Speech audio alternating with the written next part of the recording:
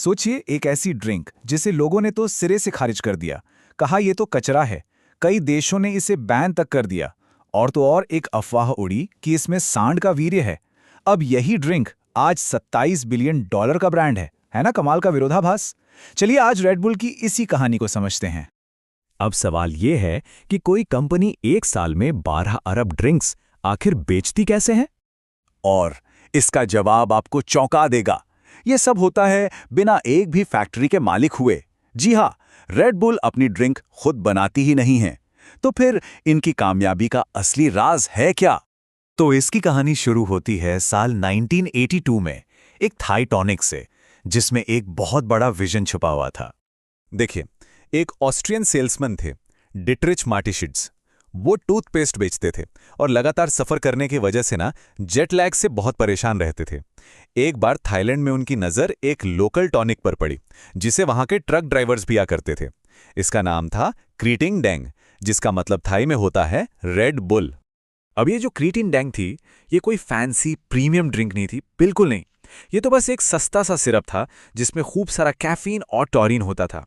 Thailand के मजदूर इसे पीते थे ताकि लंबी लंबी शिफ्ट में जगे रह सकें।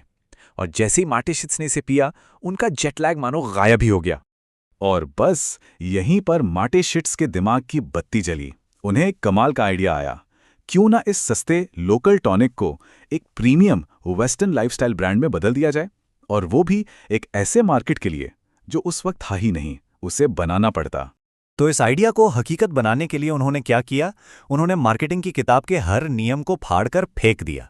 यकीन मानिए 1987 में जब रेड बुल को लॉन्च करने से पहले पहली मार्केट रिसर्च हुई, तो उसका नतीजा एकदम खराब था।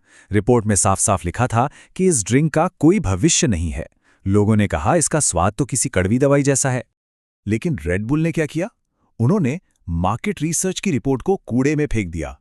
जहां दूसरी कंपनियां अपना प्रोडक्ट हर दुकान पर रखना चाहती हैं, इन्होंने जानबूझकर इसकी कमी पैदा की। जहां लोग खराब अफवाहों को दबाते हैं, इन्होंने उन्हें फैलने दिया। और तो और जब सरकारों ने बैन लगाया, तो उसे भी अपनी पब्लिसिटी के लिए इस्तेमाल कर लिया। उनकी सारी मार्केटिंग थी गुरिल्ला मार्केटिंग, मतलब बिल्कुल जमीनी स्तर पर। उन्होंने यूनिवर्सिटी के सबसे पॉपुलर स्टूडेंट्स को पकड़ा, पार्टियों में फ्री में रेड बुल बांटी, और तो और बड़े बड़े क्लब्स में जानबूझकर खाली कैन रखवा दिए ताकि लोगों को लगे कि अरे वाह, ये तो सब पी रहे हैं। और हाँ, वो जो सांड के वीर्य वाली अफवाह थी, उसका कभी खुलकर खंडन नहीं किया। तो इस अजीबो-गरीब मार्केटिंग का नतीजा क्या हुआ? इससे सिर्फ एक ड्रिंक नहीं बिकी, बल्कि एक पूरा का पूरा साम्राज्य खड़ा हो गया। मार्टिशिड्स का फंडा एकदम क्लियर था। वो कहते थे किसी और